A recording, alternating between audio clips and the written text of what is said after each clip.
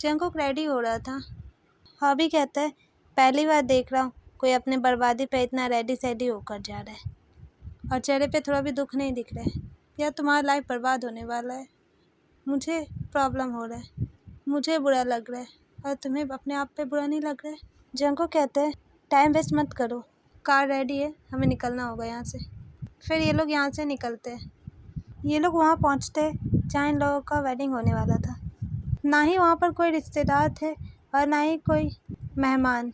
वहाँ पर सिर्फ टैयोंग के लोग ही थे जो उसके लिए काम करते। चाइनवो भी आया था उसके वेडिंग में। टैयोंग भी वहाँ पर आता है। जंगकुक टैयोंग के पास जाता है। जैसे हमेशा ऐसा होता है जब भी मैरिज के समय लोग काफ़ी खुश रहते हैं, लेकिन यहाँ पर ऐसा कुछ नहीं था। सब स्ट्रिक्टली थे और टैयोंग के फेस पे तो बिल्कुल भी स्माइल था ही नहीं। फिर इन लोगों का मैरिज हो जाता है। टैयोंग कहता है तुम्हें मेरे साथ यहीं पे मेरे घर पे रहना होगा क्योंकि अभी मैं इधर ही रहने वाला हूँ। समझ में आया? मिंगी और हॉबी को बुरा लग रहा था क्योंकि जंगकुक उन लोगों के साथ नहीं रहेगा।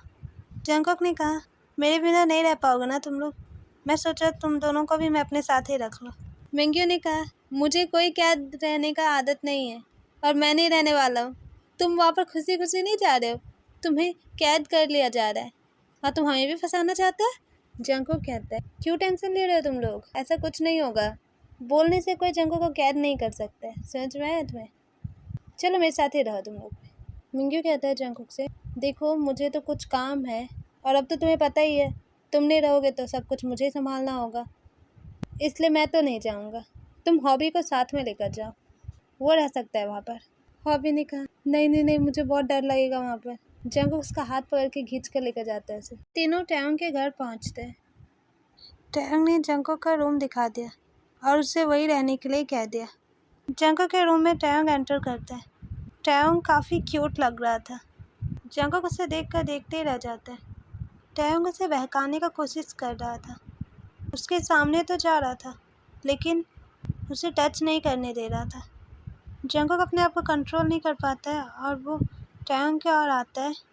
जब भी उसके क्लोज होने वाला था तभी टैयोंग उसे अपने आप से दूर कर देता है और बोलता है तुम्हें क्या लगता है ये सब करने के लिए मैंने तुमसे मैरिज किया है? तुम्हें याद नहीं है मैंने क्या कहा था तुमसे? तुम ऐसे ही रोज तड़पोगे, मैं तुम्हारे बहुत पास रहूँगा लेकिन इसके बाद भी तुम मुझे टच नहीं कर पाओगे। अपने आप को कंट्रोल करना सीख जाओ, नहीं तो रातों में सोना भी मुश्किल हो जाएगा। जंगकुक कहते हैं ये गलत कर रहे हो तुम, ऐसा नहीं करना चाहिए तुम्हें, और अगर ऐसा ही करोगे तुम तो ठीक है, कब तक तुम मुझसे दूरी बना के रख पाओगे? मुझे भी तो पता चले। एक दिन ऐसा आएगा जब तुम खुद मेरे करीब आओगे। टैयोंग कहता है वो दिन कभी नहीं आएगा जंगकुक, ये सब तुम्हारा सजा है। इतना कहकर वो भी सो जाता है।